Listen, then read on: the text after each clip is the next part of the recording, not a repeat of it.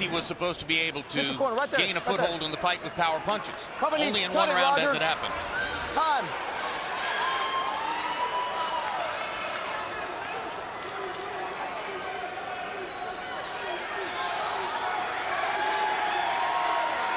Five minutes, 47 seconds to go in the fight as both fighters get a breather. And the crowd expresses its appreciation for the most significant fight to take place in Nashville in decades. Let go of him.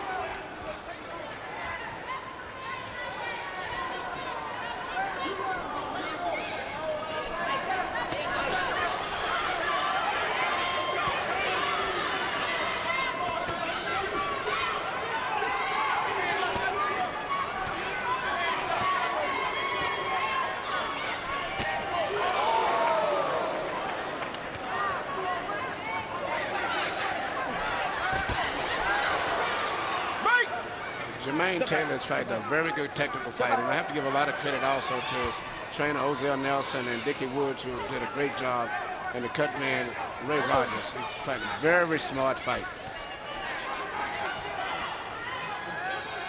How do you see the equation of Taylor versus Calzaghe, Emmanuel? Emmanuel, Taylor versus Calzaghe. How would that fight look? Well, you know, Calzaghe is a very special guy. It would be very difficult for anybody that I know right now to beat Calzaghe with this unusual, gifted talent that he's got, his conditioning, his ability to think and make adjustments, and to feel punches. But it would be a very interesting fight. Jermain Taylor that's fighting up here in front of me tonight would be a very competitive fight for anyone. Well, I'll tell you, if the fight were to take place, it would probably have to be at 170. I couldn't see Calzaghe coming all the way back down to 168 at this point in his career. And frankly, his punches are straighter and are delivered more quickly than Jermain Taylor's. Taylor's tendency to let his punches swing wide would give Calzaghe a lot of opportunities, it seems to me. It is, but it would be a very competitive fight. But Calzaghe right now, it's hard for me to go against him with anyone in boxing. Anyone. Well, if you bet everyone in 107, 68 to 75. Well, if you bet every one of his fights, he'd be 46-0. You know, the fact that he's been knocked down 5 times, 4 of them were in the first round. Right hand by Taylor. Jermain Taylor is once again looking to try to finish Jeff Lacy and walk away with a knockout win. And this is very tough for Jeff Lacy to take. Is that any way to treat an old pal, he's saying, looking at him plaintively?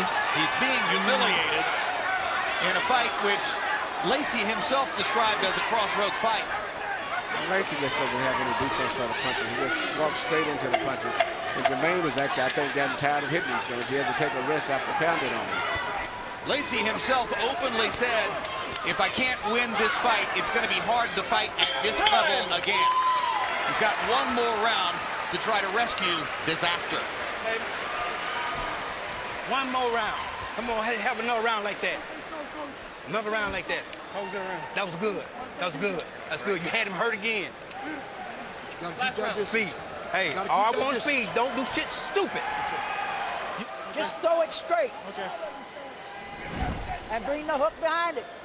And when he starts to tie you up, take that half step back and hit him in the legs, hit him in the body, hit him anywhere. Because he just tied you up trying to, he don't want to fight. Hey, smart. The box smart around. Man, that chance come, get him on the rope. I mean, it rips a good hard shot to his body. He stands too straight up on the rope. You gotta let your hands go. Don't leave your head hanging out over your knees. Got me? Finish his ass. Jermain Taylor has 5 children. 3 babies, 3, 2, and 1 with his wife, Erica Taylor, the former college basketball star. He bought his mother a house. He takes care of several members of his extended family. He probably has as many people for whom he is financially responsible as almost anybody near the top end of the sport. In that sense, even though he's made a ton of money, Emmanuel, he needed another big victory tonight. He needed it in the worst way. You know, consider the fact it's been nearly a year and a half since he's won a fight.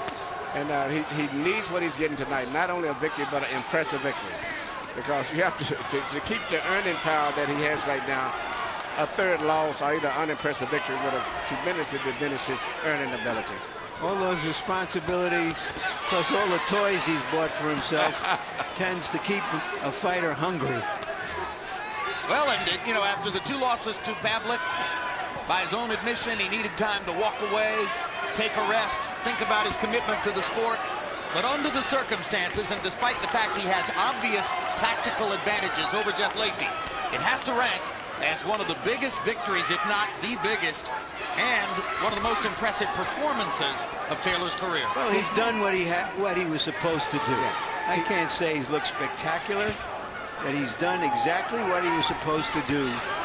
I agree with you.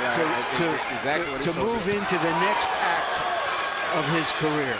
And he's showing seasoning. This is finally the first time in his career that he's showing seasoning as a fighter. He's had some rough experiences, but he's showing seasoning. He's placing his punches. He's tying up his opponent, doing a lot of variety of punches. Very, very smart, intelligent fight. He looks like a veteran fighter in there tonight. Yes, he does. Has anybody we've ever gone on about like this to the end of the fight wound up getting knocked out? No, we're perfect. Of course not. 1 minute to go. Taylor hitting Lacy as he comes in. Lacy with no defense against Jermain Taylor's left hand. His jab and his left hook, both supreme weapons tonight. Good right hand for Taylor, drives Lacy back into the ropes. You couldn't say he's trying to carry his old pal. He's still trying to hurt him. Stop! Don't push down. Don't push down. Step back.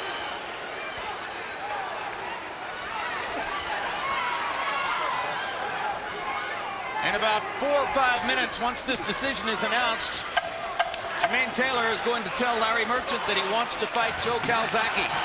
You think so? Or to fight Hopkins again, or to fight Pavlik again. But he's going to want more big fights. There are some pretty good little fights out there for him as well as against some of the title holders until a big one appears. Sometimes you can't force the big one to happen. A fight with Kessler would be a sensational matchup.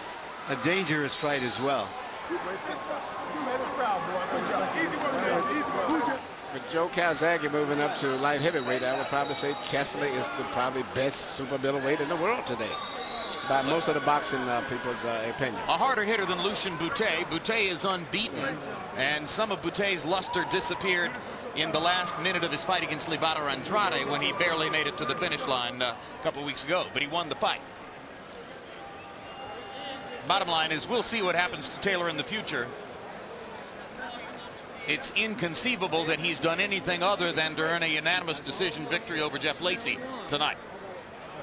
As inconceivable as it would have been a week ago for one of those scorecards to be for Jones instead of Calzaghe.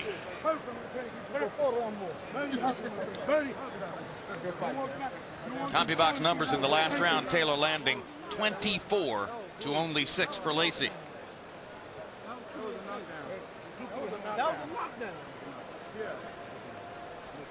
Good night's work.